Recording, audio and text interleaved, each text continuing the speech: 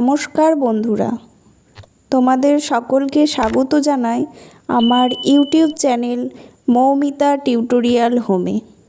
আজকে আমরা আলোচনা করব চতুর্থ শ্রেণীর আমার গণিত বইয়ের 175 থেকে 178 নম্বর পৃষ্ঠার অঙ্কগুলি। চলো তাহলে আজকের ভিডিওটি শুরু করা যাক। 175 নম্বর পৃষ্ঠায় ফুলদানিতে ফুল রাখি। রিতার কাছে 6টি গোলাপ ফুল আছে আর দেবিকার কাছে আছে 4টি রজনীগন্ধা ফুলের স্টিক। ওরা দুজনে সমান সংখ্যায় গোলাপ ফুল ও রজনীগন্ধা ফুলের স্টিক একসাথে ফুলদানিতে রাখবে। কতগুলো ফুলদানি লাগবে হিসাব করি। প্রথমে রিতা 6টি গোলাপ ফুল সমান সংখ্যক কতগুলি ফুলদানিতে রাখতে পারবে দেখি। প্রথমে গাছ করে 6টাকে আমরা ভেঙে নিয়েছি। 1 আর 6, 1 গুণ 6 ভেঙেছি, আবার 6টাকে ভেঙেছি 2 গুণ 3। তাহলে আমরা কি কি উৎপাদক পেলাম? 1, 6, 2, 3। তাহলে উৎপাদক পেয়েছি 1, 2, 3, 6।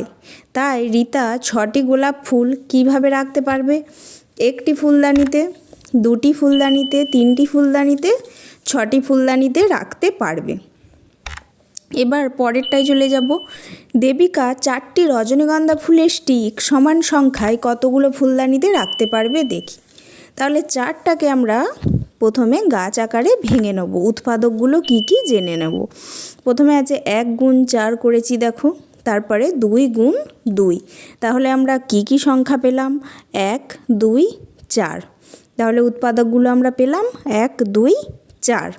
তাহলে দেবিকা তাহলে 4টি রজনীগন্ধা ফুলের স্টিক কীভাবে রাখতে পারবে? একটি ফুলদানিতে রাখতে পারবে, 2টি ফুলদানিতে রাখতে পারবে, 4টি ফুলদানিতে রাখতে পারবে।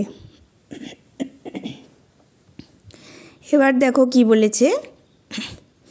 রিতার ফুলদানির সংখ্যা কটা হলো? 1, 2, 3, 6। 6-এর উৎপাদকগুলো আমরা পেয়েছিলাম 1, 2, 3, 6। আর 4-এর দেবিকার ফুলদানির সংখ্যা কটা হলো? 1, 2, 4। 3টে উৎপাদক হলো। এবার দুটোর মধ্যে সাধারণ উৎপাদক কোনগুলো আছে? সাধারণ উৎপাদক আছে আমরা দেখতে পাচ্ছি 1 আর 2। রিতা ও দেবিকার ফুল একসঙ্গে সমান সংখ্যায় রাখার পরে রাখা যাবে এমন ফুলদানির সংখ্যা 1 আর 2। তাহলে ফুলের স্টিক একসঙ্গে রাখতে পারবে। 176 নম্বর পৃষ্ঠায় আমরা এবার চলে আসব। বাক্সে পেন্সিল ও রাবার রাখি। আমরা 8টি পেন্সিলের দাগ মোছার রাবার ও 12টি পেন্সিল আছে। আমি ও আমার ভাই কিছু বাক্সে সমান সংখ্যায় পেন্সিল ও পেন্সিলের দাগ মোছার রাবার রাখব। হিসাব করে দেখি আমি কতগুলি বাক্সে সমান সংখ্যায় পেন্সিল ও রাবার রাখতে পারবো। তাহলে প্রথমেই আমরা কি করব? 12টি পেন্সিল। 12টি পেন্সিলকে কতগুলি বাক্সে রাখতে পারবো? 12কে আমরা উৎপাদকের গাছ তৈরি করেছি দেখো। পাশে প্রথমে ভেঙেছি 1 গুণ 12, তারপরে 12কে ভেঙেছি 2 গুণ 6, তারপরে 6টাকে আবার ভাঙা যাবে 2 গুণ 3। তাহলে আমরা কি কি উৎপাদক পাচ্ছি দেখে নাও। প্রথমে পেলাম 1, তারপরে 2, তারপরে 3 পাবো, তারপরে 4 পাবো। 2টো 2 আছে দেখো, 2 গুণ 2, 4। তারপরে 6 পেয়েছি, তারপরে 12। তাহলে কতগুলো বাক্সে রাখতে পারলাম? 1, 2, 3, 4, 6, 12। তাহলে 12টি এইভাবে পেন্সিল রাখতে পারবো। আর 8টি রাবার আছে। রাবারগুলিকে এবার কিভাবে রাখবো সেটা এবারে 8টা ভেঙে নেব। তাহলে 1 গুণ 8 হয়েছে প্রথমে, তারপর 2 গুণ 4, তারপরে 2 গুণ 2।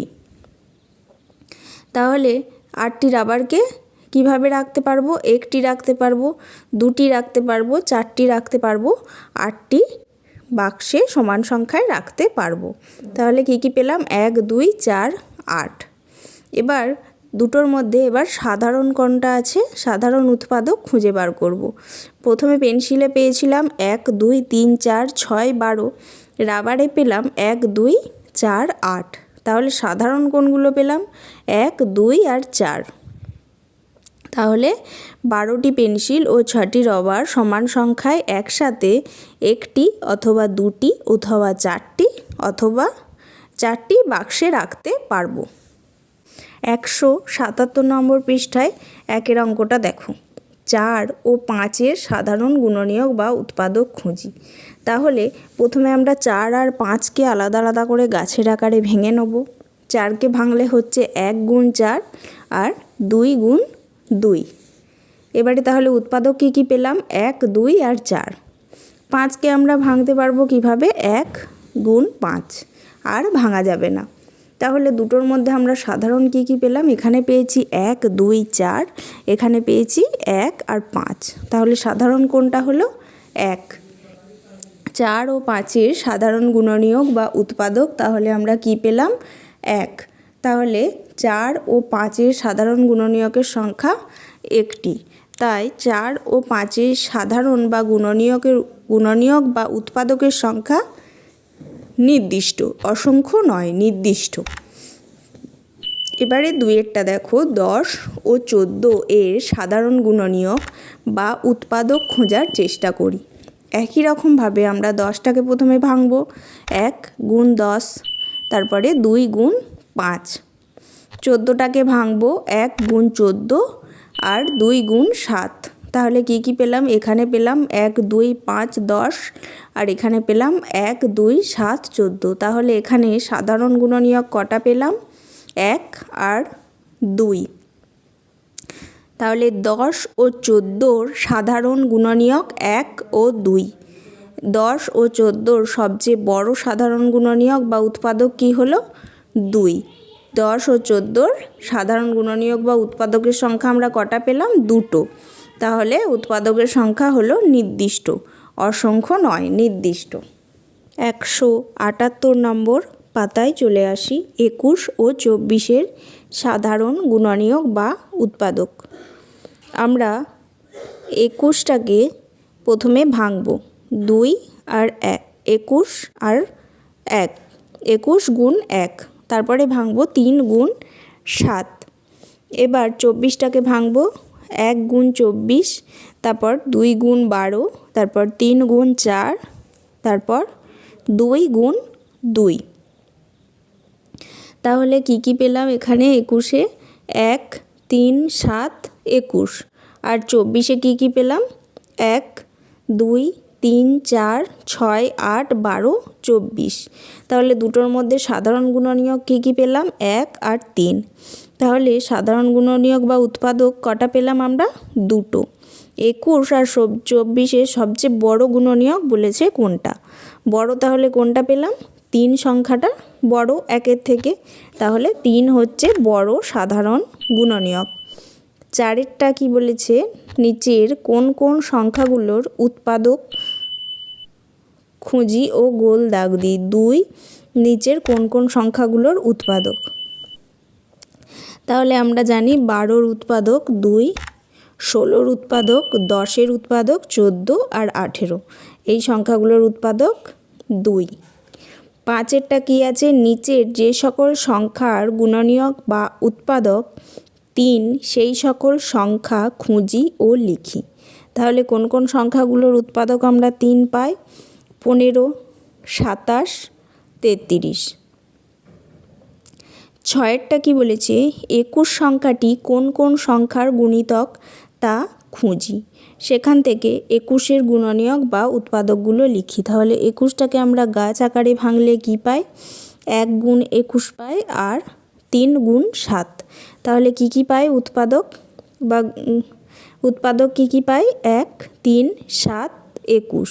তাহলে 21 কোন কোন সংখ্যার গুণিতক? 1, 3, 7 আর 21। 21কে 1 দিয়ে ভাগ করা যায়, 2 দিয়ে ভাগ করা যায় না, তাই আমরা বলছি 2 দ্বারা বিভাজ্য নয়। আবার 3 দিয়ে ভাগ করা যায়, তাই 21 3 দ্বারা বিভাজ্য। 7-এরটা কী বলেছে? 30 সংখ্যাটি কোন কোন সংখ্যার গুণিতক তা খুঁজি। সেখান থেকে 30-এর গুণনীয়ক বা উৎপাদকগুলি লিখি। দেখো 30কে প্রথমে গাছের আকারে ভাঙব। 1 গুণ 30, তারপরে 30কে ভাঙব 2 গুণ 15, তারপরে 15কে ভাঙব 3 গুণ 5। তাহলে কি কি উৎপাদক পেলাম?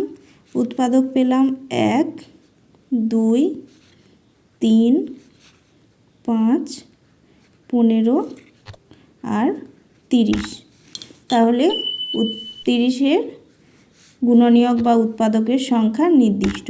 সব থেকে বড় উৎপাদক আমরা কোনটা পেলাম? 30।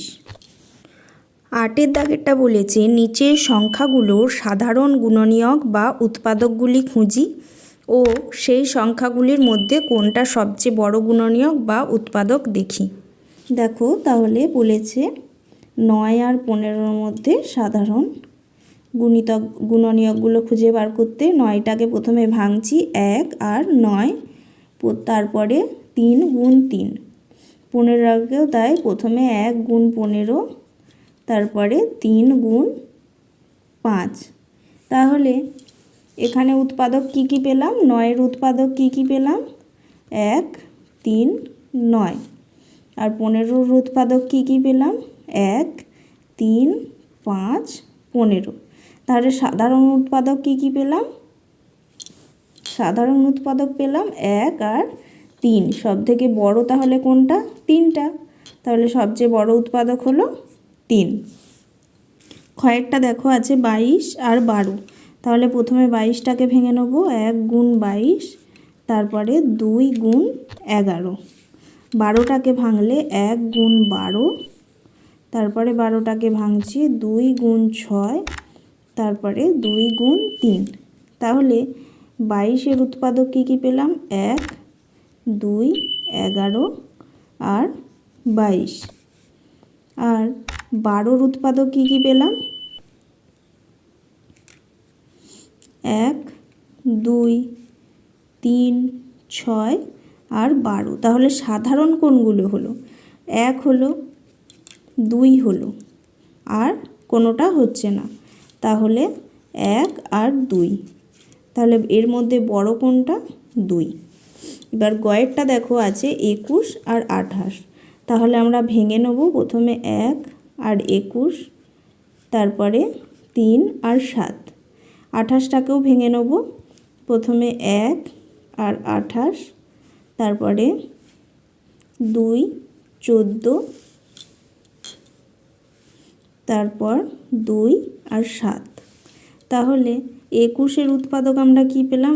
1, 3, 7, 21।